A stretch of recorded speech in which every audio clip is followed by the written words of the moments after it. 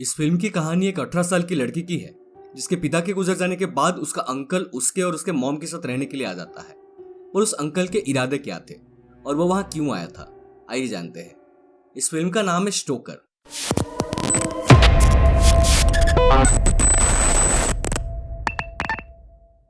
तो कहानी शुरू होती है मूवी के मेन कैरेक्टर इंडिया से। हम इंडिया को घर के बैकयार्ड में घूमते हुए देख पाते हैं। उसे आउटडोर स्पोर्ट्स काफी पसंद थी। उसे उसके पापा रिचर्ड हर बर्थडे पर एक शूज गिफ्ट में दिया करते थे। पर इस बार जब इंडिया अपने बर्थडे प्रेजेंट को खोल कर देखा तो उसमें जूते की जगह एक चाबी रखी हुई थी। इंडिया को कुछ समझ में नहीं आता है कि वो चाबी आखिर किस चीज की है। तभी उसकी मॉम इविलिन को एक कॉल आता है और उसे एक बहुत बड़ी शॉकिंग न्यूज मिलती है। उसे बताया जाता है कि उसके हस्बैंड रिचर्ड की एक कार एक्सीडेंट में मौत हो गई है। इंडिया को इस बात से बहुत बड़ा झटका लगता है क्योंकि वो अपने माँ से ज्यादा अपने पापा के करीब थी। उसके पापा ही उसके बेस्ट फ्रेंड थे और उनके गुजर जाने के बाद इंडिया हंसना खेलना सब भूल जाती है। अगले दिन रिचर्ड की फ्यूनरल होती है जहां हम दूर एक क्रीपी आदमी को खड़ा देख पाते हैं। शाम को इविलिन और इंडिया की मुलाकात चार्ली नाम के एक आदमी से होती है। दरअसल चार्ली रिचर्ड का छोटा भाई था और उसने अपनी सारी जिंदगी अलग अलग जगहों पर घूमने में ही निकाल दी थी। इसी वजह से इंडिया और इविलिन को चार्ली के बारे में कुछ भी नहीं पता था। उन्हें तो यह भी नहीं पता था कि रिचर्ड का एक छोटा भाई भी है। थोड़ा गौर से देखने के बाद हम जान पाते हैं कि फ्यूनरल में जिस क्रीपी आदमी को हम दूर खड़ा देखे थे वो और कोई नहीं बल्कि चार्ली था। चार्ली कहता है कि अब वो कुछ दिन के लिए उनके पास ही रुकेगा। इविलिन को ये सुनकर काफी खुशी होती है, पर इंडिया को उसके पिता के मौत के दिन ही उसके अंकल का अचानक प्रकट होना काफी अजीब लग रहा था, जिनके बारे में उसे कुछ भी नहीं पता था। कुछ देर बाद चार्ली की नजर घर की हेड केयरटेकर मिसेस मैकगैरिक पर पड़ती है, जो चार्ली को देख के अजीब बिहेव करने लगते हैं। चार्ली इंडिया से बातें करने की काफी कोशिश करता है, बट इंडिया को उसमें कोई दिलचस्पी नहीं थी। चार्ली को देखकर ऐसा लग रहा था कि जैसे कि वो हमेशा से इंडिया के साथ ही रहा हो। उसे इंडिया के बारे में सब कुछ पता था। अगले दिन जब इंडिया अपने बगीचे में टहल रही होती है तभी उसकी नजर अपने अंकल चार्ली और उसके घर की हेड केयरटेकर मिसेस मैकगैरिक पर पड़ती है। उन दोनों के बीच में किसी बात को लेकर बहस हो रही थी। मिसेस मैकगैरिक चार्ली से कह रही थी कि जब तुम यहाँ नहीं थे तब मैं ही तुम्हें इस घर की सारी इंफॉर्मेशन दिया करती थी। अब तुम मेरे साथ ऐसा क्यों कर रहे हो? इंडिया को कुछ समझ में नहीं आता है कि उन दोनों के बीच में क्या बातें हो रही थी, क्योंकि वो काफी दूर खड़ी थी। अब उस दिन के बाद मिसेस मैकगैरिक अचानक घर से कहीं चली जाती है। इविलिन ने अनुमान लगाया कि वो जरूर किसी इमरजेंसी की वजह से अपने गांव चली गई होगी। अपने पापा की डेथ से इंडिया अभी भी उबर नहीं पाई थी। उसका मन बहलाने के लिए इविलिन से अपने साथ बाहर घूमने जाने के लिए कहती है, पर क्योंकि चार्ली भी उनके साथ आने वाला था सो इंडिया मना कर देती है। वो अपनी मॉम से कहती है कि आपके पति की डेथ को 2 दिन भी नहीं हुआ है, आप कैसे इतनी जल्दी दुख से बाहर आ सकती हो। बट इविलिन इस बात को इग्नोर करके चार्ली के साथ टाउन घूमने चली जाती है। उन दोनों के जाते ही इंडिया चार्ली के कमरे में जाकर उसके सामानों को चेक करने लग जाती है। उसे उस कमरे में एक बैग मिलता है जिसमें कई सारे toys, credit cards, passport, property papers, एक चश्मा और साथ ही साथ एक बॉक्स मिलता है। वो बॉक्स ठीक वैसा ही था जैसे उसके पापा उसे हर बर्थडे पर गिफ्ट दिया करते थे। वो उस बॉक्स को खोलने ही वाली होती है कि तभी इविलिन और चार्ली वापस आ जाते हैं। चार्ली इंडिया के लिए आइसक्रीम लेकर आया था, पर इंडिया कहती है कि मुझे अभी खाने का मन नहीं है। तो चार्ली कहता है कि एक काम करो, उसे फ्रीजर में रख दो, जब तुम्हारा मन करे तब खा लेना। इंडिया आइसक्रीम लेकर फ्रीजर में रखने चली जाती है। उसका फ्रीजर उसके घर के बेसमेंट में था। अब मिसेस मैकगैरिक के ना होने की वजह से चार्ली खुद अपने हाथों से इविलिन और इंडिया के लिए डिनर बनाता है। डिनर के बाद इंडिया अपनी माँ से पूछती है कि आपने कभी मुझे चार्ली अंकल के बारे में क्यों नहीं बताया। तो इविलिन कहती है कि मुझे भी चार्ली के बारे में कुछ भी नहीं पता था। इविलिन अपना डिनर खत्म करके बाहर मुंह हाथ धोने चली जाती है। इंडिया को अकेला पाकर चार्ली उसे वाइन पीने के लिए देता है। वाइन पीने के बाद चार्ली फ्रेंडशिप के लिए अपना हाथ आगे बढ़ाता है, पर इंडिया कहती है कि हम दोस्त नहीं बन सकते क्योंकि हम ऑलरेडी फैमिली हैं। अब चार्ली इंडिया के करीब आने की काफी कोशिश करता है। वो उसे स्कूल से पिकअप करने के लिए भी जाता है, बट इंडिया उसे कोई भी भाव नहीं देती। एक दिन स्कूल जाते समय चार्ली इंडिया को अपने साथ एक छाता ले जाने के लिए कहता है, पर इंडिया उसकी बात नहीं मानती। उसी दिन काफी तेज बारिश होने लगती है। इंडिया भीगते भीगते अपने घर पहुंचती है। घर की मेन गेट पर चार्ली उसके लिए वो छाता रख दिया था, बट फिर भी इंडिया छाते को हाथ भी नहीं लगाती।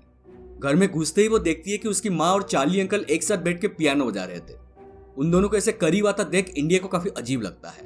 कुछ दिनों के बाद इंडिया की ग्रेट आंट मिसेस ग्वेंडोलिन इविलिन और इंडिया से मिलने उनके घर आते हैं। ग्वेंडोलिन उनके घर में चार्ली को देखकर चौंक जाते हैं और काइंड ऑफ घबरा भी जाते हैं। इविलिन कहती है कि चार्ली इतने दिनों के वर्ल्ड टूर के बाद अभी घर वापस आया है। ये बात सुनकर हम ग्वेंडोलिन को थोड़ा हैरान देख पाते हैं, जैसे कि उन्हें चार्ली की वर्ल्ड टूर वाली बात हजम नहीं हुई हो। इविलिन ग्वेंडोलिन से पूछती है कि वो कब वापस आने वाली है।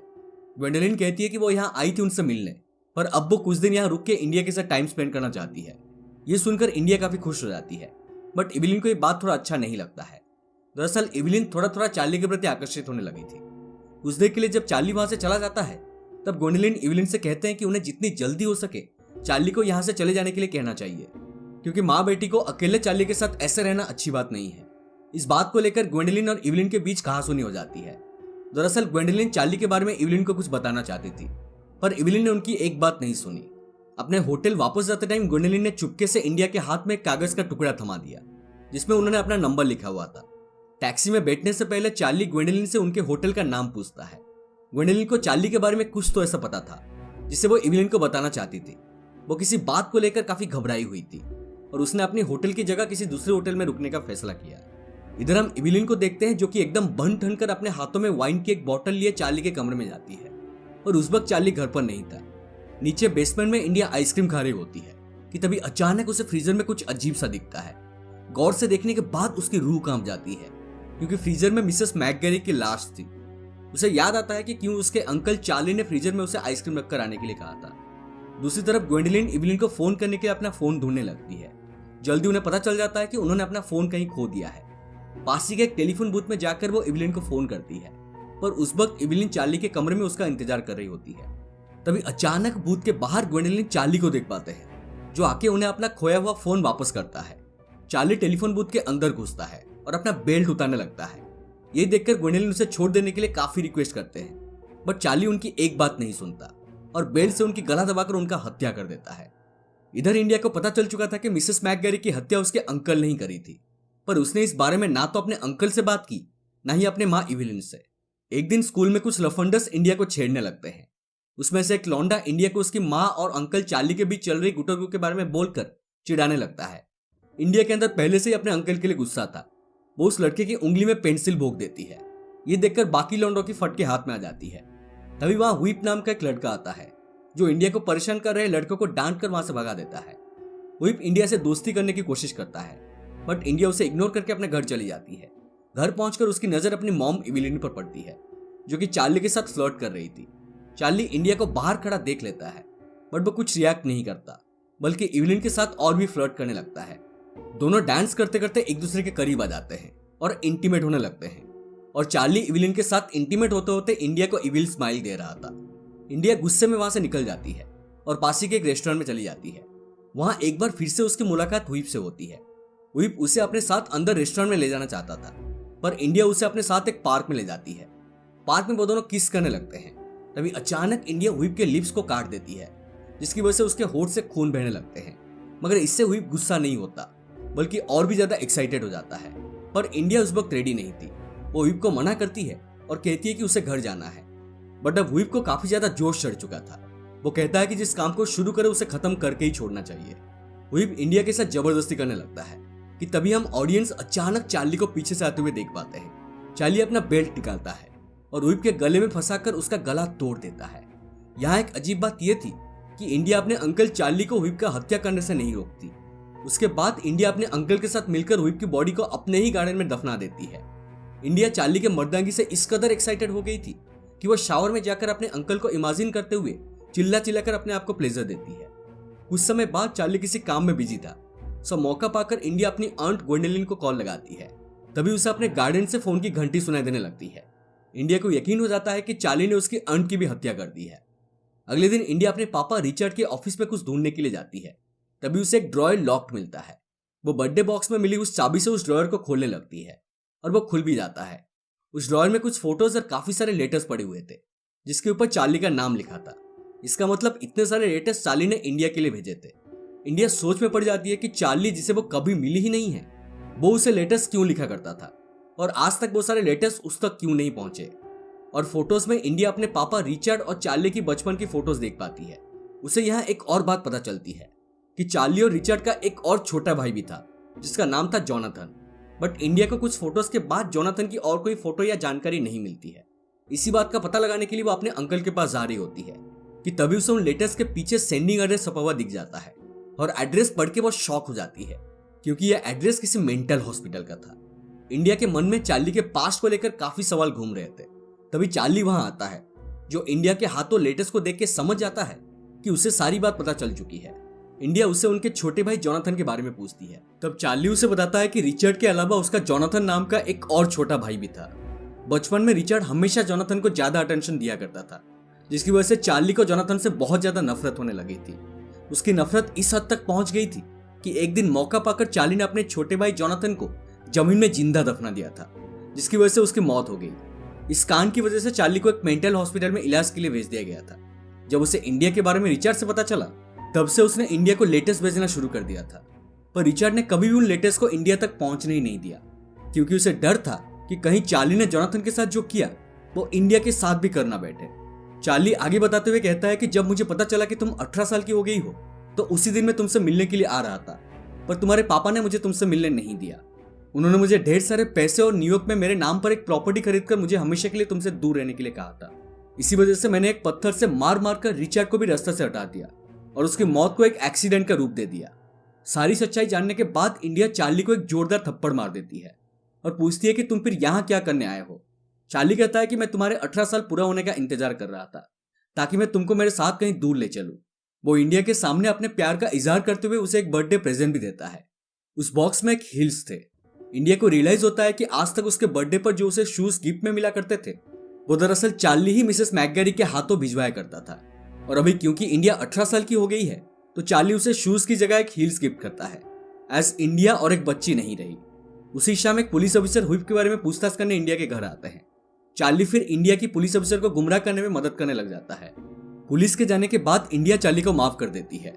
वो दोनों इंटीमेट होने ही वाले होते हैं कि तभी एविलिन उन्हें देख लेती है। एविलिन इंडिया को चार्ली के द्वारा दी गई हील्स को भी पहनी हुई देख लेती है और वो गुस्से में कमरे में जाकर रोने लगती है। चार्ली इंडिया से कहता है कि कल रात वो लोग न्यूयॉर्क के लिए निकल जाएंगे। इंडिया चार्ली के साथ न्यूयॉर्क जाने के लिए अपने कपड़े वगैरह पैक करने चली जाती है। तभी एविलिन सच ड्रेस के एक नई ड्रेस पहनकर चार्ली को अपने कमरे में बुलाकर उसे कहती है कि मुझे पता है कि रिचर्ड को किसने मारा है। चार्ली एक पल के लिए चौंक जाता है। फिर एविलिन उसे कहती है कि तुम इंडिया की जगह मुझे अपने साथ न्यूयॉर्क ले चलो, बट इंडिया को छोड़ दो। चार्ली फिर एविलिन को सीड्यूस करने लग जाता है और उसके साथ इंटीमेट होने के बहाने अपनी बेल्ट से उसकी गला घोटने लग जाता है और जोर जोर से चिल्लाकर इंडिया को बुला के ये नजारे देखने के लिए कहता है। एविलिन लगभग इस दुनिया को छोड़कर जा ही चुकी होती है कि तभी हम इंडिया को देखते हैं, जो अपने पापा की हंटिंग राइफल लेकर चार्ली पर टांग देती है। चार्ली हंसने लगता है क्योंकि वो जानता है कि इंडिया भी उसे प्यार करने लगी है और वो उसे नहीं मार सकती। But to he shock, India Charlie के माथे के बीचों बीच निशान लगाती है और गोली आर पार कर देती है। चार्ली मर चुका था। इंडिया उसकी लाश को अपनी गार्डन में दफना देती है और अगली सुबह चार्ली के प्रॉपर्टी पेपर्स को अपने साथ लेकर उसकी ही गाड़ी में न्यूयॉर्क के लिए रवाना हो जाती है। गाड़ी काफी तेज चलाने की वजह से उसे एक पुलिस ऑफिसर रोक लेता है। वो ऑफिसर इंडिया का चालान काटने ही वाला होता है कि तभी इंडिया उस ऑफिसर के साथ फ्लर्ट करके उसे सिड्यूस करने लगती है और अचानक उसके गले में कैंची घुसा देती है। वो ऑफिसर अपनी जान बचाने की काफी कोशिश करता है, बट इंडिया उसे अपनी हंटिंग राइफल से उसके ऊपर निशाना लगाती है, ठीक वैसे जैसे उसके पापा रिचर्ड उसे हंटिंग में लेकर जानवरों के ऊपर निशाना साधने के लिए कहते थे। और इंडिया उस पुलिस ऑफिसर को शूट करके मार डालती है। और दोस्तों, इसी के साथ ये मूवी यहीं पर खत्म हो जाती है। मूवी के एंड में शायद आप सब सोच रहे होंगे कि इंडिया ने चार्ली को क्यों मारा, जबकि वो उसे प्यार करने लगी थी। आपको याद होगा कि मूवी के शुरुआत में मैंने बताया था कि इंडिया के पापा ही उसके लिए सब कुछ थे। उसके अंकल ने उसके पापा को उससे दूर कर दिया था, जिसकी वजह से इंडिया के अंदर अपने अंकल चार्ली के लिए काफी ज्यादा गुस्सा भरा हुआ था और अपने पापा के लिए उसका प्यार अंकल चार्ली से काफी ज्यादा था। वो सिर्फ एक सही मौके की तलाश में थी और जब उसे वो मौका मिला तब उसने अपने अंकल की हत्या करके अपने पापा का बदला ले लिया। और मूवी के अंत में उसने पुलिस ऑफिसर को इसीलिए मारा क्योंकि दो लोगों की हत्या करने के बाद अब इंडिया को काइंड ऑफ खून की लत लग चुकी है और वो उसे एंजॉय करने लगी है। और ये शायद उसने अपने अंकल से सीखी है। उम्मीद करता हूँ कि आपको ये एक्सप्लेनेशन पसंद आई हो। अगर पसंद आए तो प्लीज हमारे वीडियो को लाइक करें, शेयर करें और हमारे चैनल को सब्सक्राइब करके हमें सपोर्ट कीजिए और साइड वाला बेल आइकन को भी दबा दीजिए, क्योंकि हम ऐसे ही इंटरेस्टिंग एक्सप्लेनेशन लाते रहते हैं। मिलते हैं अगले वीडियो में, तब तक stay safe and take care.